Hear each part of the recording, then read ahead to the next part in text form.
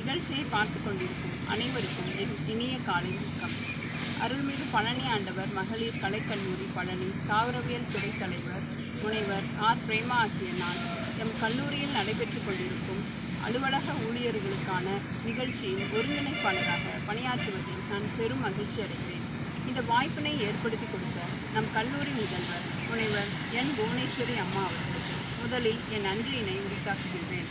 இந்த நிகழ்நிலை நிகழ்ச்சியை உருவாக்கி நம் கல்லூரியை பெருமைப்படுத்திக் கொண்டிருக்கும் அமைப்பு செயலாளர், ஐகேஎஸ்சி ஒருங்கிணைப்பாளர், ஆங்கில துறை தலைவர் திருமதி பி செல்வி அம்மா அவர்களுக்கு என் மனமார்ந்த நன்றியை தெரிவித்துக் கொள்கிறேன். இந்நிகழ்ச்சி சிறப்புடன் நடைபெற பாலமாக இருந்து என்னோடு தோள் சேர்த்து பணிபுரிந்து கொண்டிருக்கும் எம் தோழிகள் முனைவர் ஆர் உமா மகேஸ்வரி, உதவி பேராசிரியர் விலங்கியல் துறை அவர்களுக்கும், திருமதி முனைவர் ஆர் கலையரசி, உடற்கல்வி இயக்குனர் அவர்களுக்கும் என் நெஞ்சார்ந்த நன்றியினை உரித்தாக்குகின்றேன். இந்நிகழ்ச்சிக்கு வருகை புரியும் அனைத்து சிறப்பு விருந்தினர்களையும் வரவேற்பதில் நான் பெருமகிழ்ச்சி அடைகிறேன்.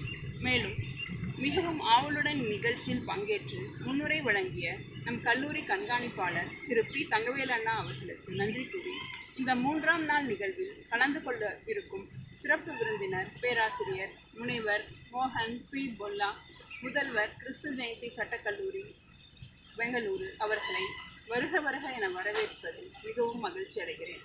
அவர் பேச எடுத்துக்கொண்ட தலைப்பு அரசியல் அமைப்பு, மதிப்பு, உரிமை மற்றும் கடமையாகும். சிறப்பு விருந்தினர் அவர்களை அன்புடன் வரவேற்று விடைபெறுகிறேன். நன்றி, வணக்கம். நமஸ்தே, வணக்கம். Welcome to the Professional Development Program initiated by Arulmigu Palaniyandavar Arts College for Women, guided by Dr. Selvia and Dr. Uma Maheshwari. We are today dealing with the constitutional values, rights and obligations. And as you are well aware, the Constitution of India is considered as the supreme law of the land. My dear friends, you might just try to ascertain what is that finger of the chief architect of the Supreme Court of the Constitution of India is pointing towards. It is the progress by holding the Constitution and close to the heart. Dr. B.R. Ambedkar was contemplating that there will be certainly the progress. By the effective implementation of this largest or longest constitution of any country in the world, now containing 444 articles nearly in 22 parts, 12 schedules, and there had been several amendments over 120. In Young India, Mahatma Gandhi, the father of the nation, wrote, he wanted to strive for a constitution which will release India from all thraldom and patronage. He was working for an India in which the poorest shall feel that it is their own country, and all communities shall live in perfect harmony. And such a vision of Mahatma has been realized by the drafting committee, guided by the advisor Sir Benegal Narsingh Rao. And the final draft of the Indian Constitution, which has been submitted to the then President, the Constituent Assembly President Babu Rajendra Prasad is seen here. And the greatest ambition at that time for the founding fathers could be effectively be considered by the first Prime Minister of India, a great freedom fighter. He was of the opinion that the purpose of the Constitution is to wipe every tear from every eye. At that time, people were in a lot of suffering. And to get rid of that, India could get a constitution, and India had been proclaimed as a sovereign democratic republic initially, later on became the socialist and sovereign country. And the constitution is considered as the Grundnorm, and it creates three organs of the state, and the legislature, executive and judiciary must function for the people of India. And it is considered as the Grundnorm, that is to say, a great document. And it is described by Granville Austin as the new Dharmasastra for public life. And the people of India are the prime movers of the republic, even according to our present President of India, Shri Kovind. And the values of the Constitution of India are reflected in the preamble of the Constitution, which would open the minds of the framers of the Constitution. And the values of the Constitution are equality, the cry of the French Revolution, and liberty, justice. A threefold justice has been contemplated and to be achieved, which is social, economic, and political. And in the democratic republic, striving for the democracy and of the people, for the people, and by the people. Socialism, secularism, sovereignty, fraternity, unity, and integrity. These are all the values of the cherished values of the Constitution of India. And we have in the most important parts in the Constitution of India, namely Part 3 and Part 4. Part 3 consists of fundamental rights from Article 12, and every authority which is siphoned off from the Constitution, including the other authorities which receive the purse and which have deep and pervasive control by the governments, is considered as state, and those instrumentalities must function for the effective implementation of the Constitution, especially fundamental rights and directive principles. Directive principles, they lay down the guidelines for achieving the values and objectives that are laid down under the preamble of the Constitution. And Article 13, it defines, not only defines the law, but it lays down to the effect that the law that had been in force prior to the commencement of the Constitution must not violate fundamental rights. And Clause 2 also says that Parliament shall not make law, the state shall not make law which is inconsistent with fundamental rights. And that is the importance of fundamental rights. And Part 3 in all consists of several very, very important rights, and they are represented as the 6 facets of Shanmukh, the Palaniyandavar.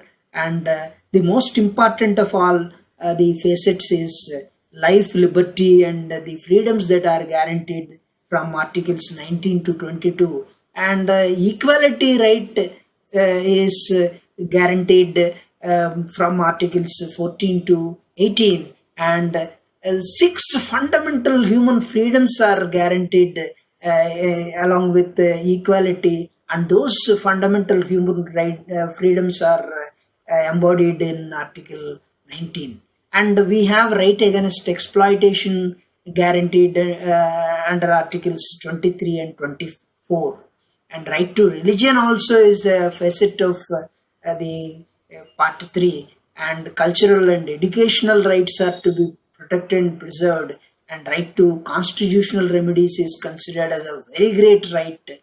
And there has been expansive interpretation given by the court, and whatever that is stated by the court is law, within the meaning of the constitution, and that is binding on all the organs of the state, and a landmark decision, very great decision with respect to the enforcement of fundamental rights, and the significance of or the value attached to the constitution itself, which guarantees fundamental rights, especially the right to life and personal liberty, that is guaranteed under Article 21. It took a turning point with the interpretation given to Article 21 in Maneka Gandhi case. When her passport was restricted, she was moving the Supreme Court, and the Supreme Court has stated that a procedure established by law which takes away the personal liberty or life of any person must be fair, just, and reasonable. Any organ of the state must not violate this fair principle clause, and the law must be fair, just, and reasonable. And then various things have been incorporated into Article 21, and as I know, more than 100 leading Supreme Court decisions whereby the law in India has become so great and vibrant, value oriented, to include various aspects of the life in Article 21, and right to food, shelter, clothing, even right to sleep also, right to have a healthy environment, right to speedy trial, right against sexual harassment, right to education, right to free legal aid, right against illegal detention, right to medical care. All these have been read into Constitution of India, and the protection and prevention against arbitrary arrest and such other very important rights have been guaranteed. And right against exploitation is considered as a very valuable right, and Articles 23 and 24, especially the man in the picture, namely the Nobel laureate Satyarthi, Sri Satyarthi. He has been striving for the protection of children, and he runs an organization known as Bachpan Bachao Andolan. And exploitation in all senses, then the people must not be sold away as chattel, is the idea behind incorporating Article 23. And that prohibits forced labor also. And then we have the freedom of religion, freedom of conscience as guaranteed, and Mahatma Gandhi opined that his religion is nothing but truth and non-violence. But we have religions and religious rights also recognized under the Constitution, especially Articles 25 onwards. They deal with even cultural and educational rights are guaranteed. And then we have the most important part of the part which is considered as a heart of Part 3 or soul of Part 3 of the Constitution, as opined by Dr. B.R. Ambedkar. And with that, we have the public interest. In public interest, litigation, a special development has been initiated during the then regime of the Chief Justice of India, Justice P.N. Bhagwati. And then there had been a very great interpretation given to the constitutional provisions, reading Part 4 also into Part 3. Part 4 actually it is consists of various directives. The governments may come and go, and the state organs must strive for the implementation of those guidelines and of policy. When they are implemented, there could be progress achieved, and there could be that which is contemplated by the founding fathers could be achieved. And the Asiad Workers was a starting point for public interest litigation. Letters addressed to the Supreme Court have been accepted as public interest litigations and writ petitions, and the court was in fact stating that non-payment of minimum wage amounts to forced labor. And such great interpretation had led, and the Supreme Court was in a way acting as a guarantor and protector of the fundamental rights. Bonded labor system was sought to be eradicated by law, but in practice, when there were problems faced by several laborers, migrant laborers especially, similar to that of the present situation, there was Swami Agnivesh who started Bandhu Mukti Morcha. He moved the Supreme Court by way of a letter. And then onwards, several people like Olga Tellis and this man, a great lawyer, namely M.C. Mehta, he is considered as the founding father of jurisprudence, a new jurisprudence, namely environmental jurisprudence. And in his name, there are umpteen number of Supreme Court decisions, and he was striving for the best possible way through which there could be environment protected, even Ganga water pollution could be initiated, clearance of pollution and Ganga water project could be initiated. And when there was an attempt by one of the then ministers to divert Yamuna river, there was this particular lawyer. He convinced the Supreme Court by his act of interpreting the Constitution, and as a great lawyer, he could succeed in getting that prevented.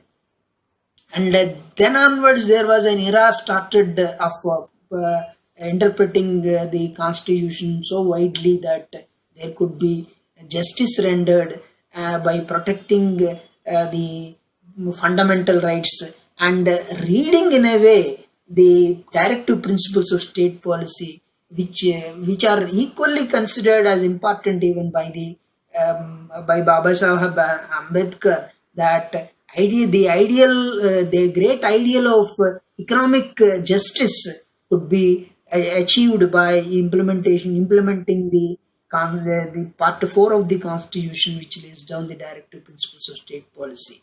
The directive principles were considered as basic structures by the Supreme Court in a great case known as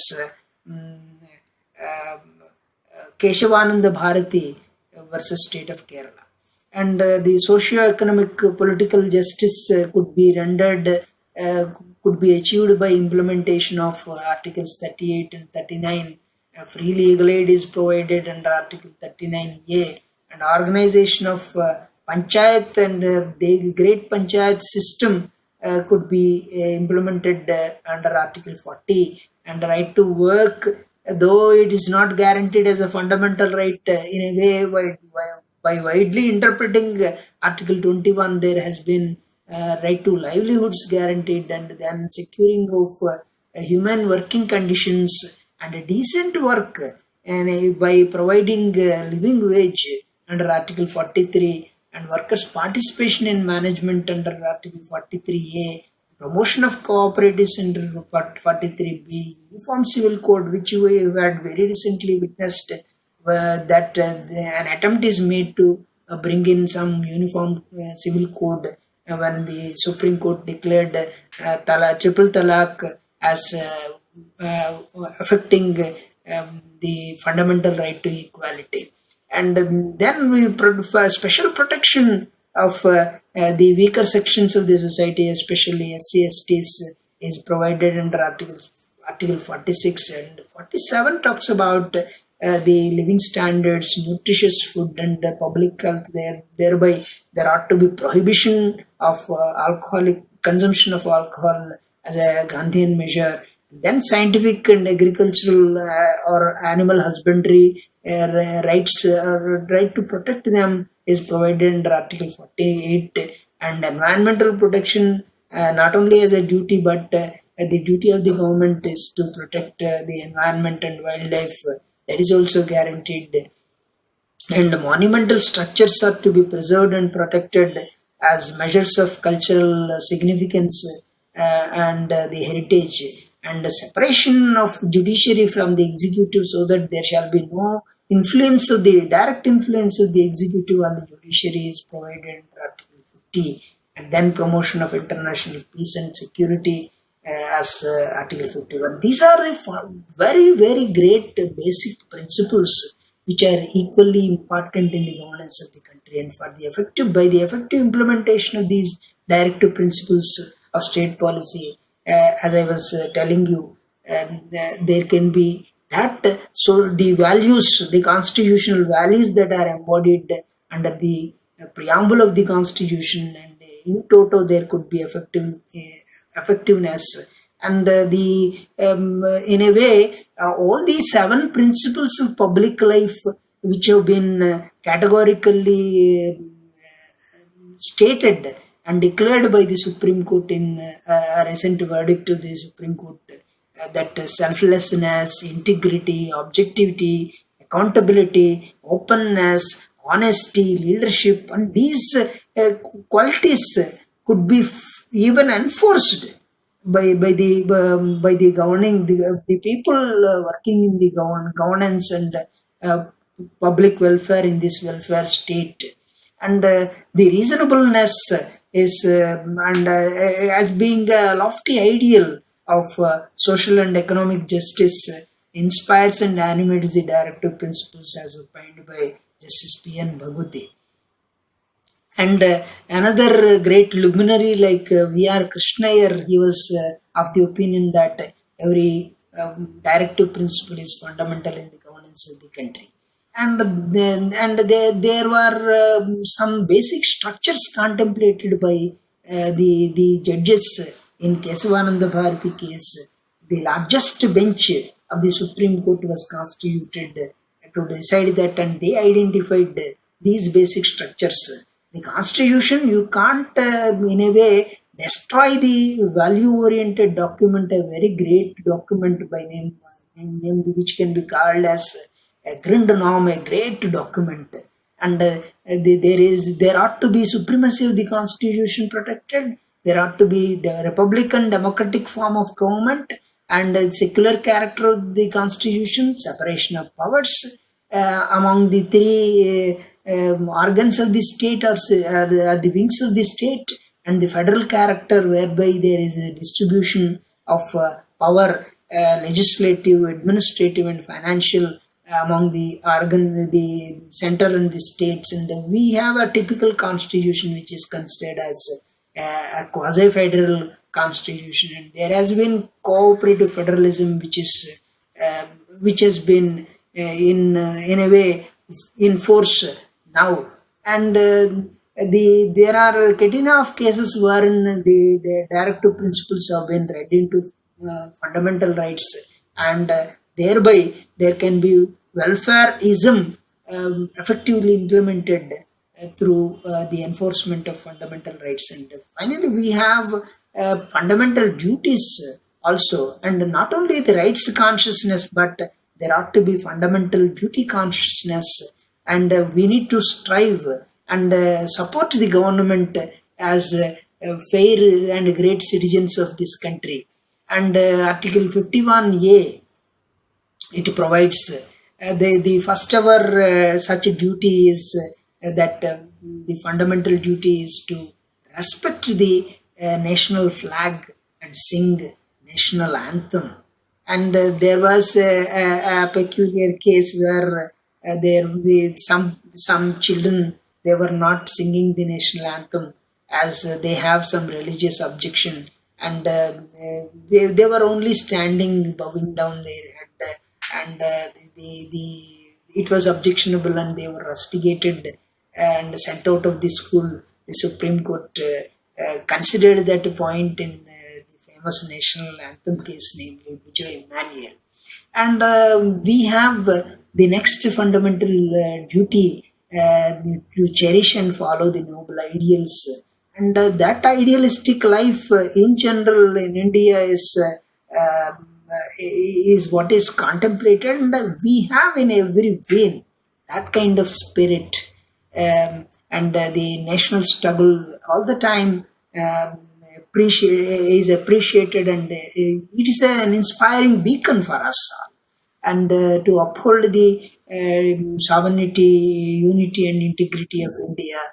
The other duty is to defend the country and render national service whenever called upon to do. And the following that we have promotion of harmony and spirit of common brotherhood to be developed through this fundamental duty. And then we have to preserve, value and preserve the national heritage, and the monumental structures are to be protected not only by the government but by obligation. We are also obliged to protect that and not to destroy that. And man has been a dangerous animal to destroy everything on the earth. And we as proud Indians must strive to protect and improve natural environment and protect the animals also. And Pranikoti Daya and such things we have Bhuta Daya preached and practiced by many. And we must be compassionate for the living creatures and protect the environment. And then we have the scientific temper, humanism as the values of India contemplated under the class H. And here the great son of India, the Bharat Ratna, the then President Abdul Kalam, he was talking about dreaming for the lofty ideals and idealistic life, and then strive for. He was trying to inspire us all that we shall strive for achieving such lofty idealistic dreams by all means. And then we have to safeguard public property, and we shall not resort to destroying that public property. And then we need to strive for excellence in any field with a devotion that work is worship. That is what is the driving force behind striving for excellence, the class J. And then finally, the class K of the fundamental duties is to educate, provide for educational opportunities for the children especially. And that would definitely make the progress, and illiteracy can be eradicated when we strive for that. And finally, when we are striving for the effective implementation of the fundamental rights and directive principles, and the state shall strive for primarily for that, and we also shall be rights consciousness when with respect to the rights we have, and the support we need to render by working professionally well. And wherever we are required to do anything, we need to put our heart and soul and try to implement that and perform our duties also. Then we will definitely achieve that progress contemplated by the founding fathers. And our chief architect of the constitution, he was showing the progress, and that progress can be achieved.